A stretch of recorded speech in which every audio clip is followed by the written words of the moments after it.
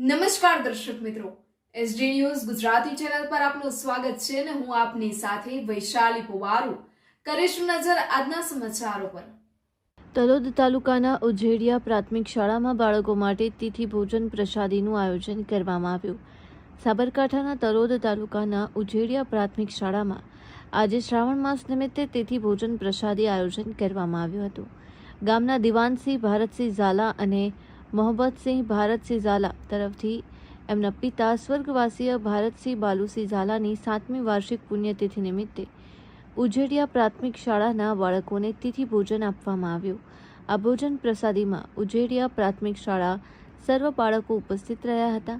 આશરે 225થી વધુ બાળકોએ ભોજન પ્રસાદી કરાવવામાં આવી હતી. આ પ્રસંગે ઉજેડિયા પ્રાથમિક શાળા આચાર્ય વીણાબેન સોનીએ બાળકને ભોજન પ્રસાદી આપી તેથી તેમનો આભાર વ્યક્ત કર્યો હતો. શાળાના સ્ટાફ મિત્રો પણ ઉપસ્થિત રહ્યા હતા.